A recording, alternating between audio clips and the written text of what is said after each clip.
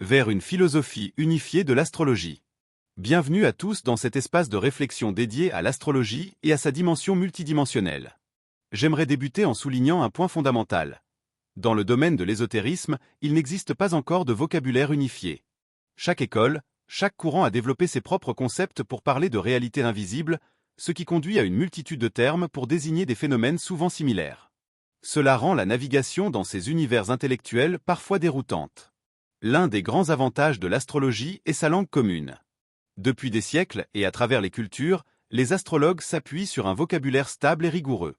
Le cercle du zodiaque, par exemple, est découpé en 12 tranches de 30 degrés, 12 x 30 égale 360 degrés. Nous utilisons des symboles spécifiques pour désigner les planètes et certaines étoiles fixes, et nous parlons d'aspects tels que le carré, le trigone, le sextile ou l'opposition qui sont des découpages du cercle par 45, 90, 120 ou 180 degrés. Même lorsqu'on décide d'extraire une géométrie sacrée des configurations astrologiques, le langage reste identique, ce qui offre une base solide et intemporelle à toute réflexion. Bien sûr, comme toute discipline ancienne, l'astrologie possède sa propre histoire et ses vicissitudes. Des historiens de l'astrologie comme Jacques Heilbronn nous rappellent que certains courants ont parfois embrassé des croyances fondées uniquement sur le principe d'analogie, ce principe même qui constitue le cœur de l'astrologie mais qui, poussé à l'extrême, peut conduire à des impasses. C'est là que la démarche d'une philosophie critique de l'astrologie apparaît comme une alternative indispensable. Je m'inscris personnellement dans l'approche issue de l'enseignement de Dane Rudhyar et de son élève Alexander Ruperti. Dans ma démarche, il s'agit d'exposer ma lecture personnelle des symboles astrologiques, signes, planètes, aspects, étoiles fixes, afin d'ouvrir un dialogue critique qui, je l'espère, permettra d'enrichir notre regard sur ces notions. Bien que nous ne partagions peut-être pas tous la même vision de l'astrologie, nous utilisons tous un même code. Celui d'un langage géométrique, stable et éprouvé au fil du temps. Ce premier texte se veut donc une invitation à repenser l'ésotérisme si souvent fragmenté par des approches individuelles et des vocabulaires multiples.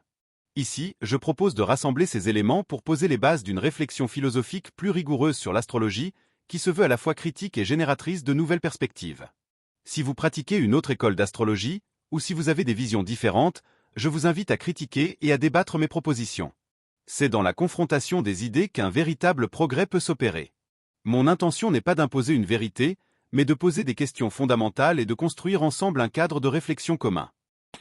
Ce texte introduit ainsi ma démarche.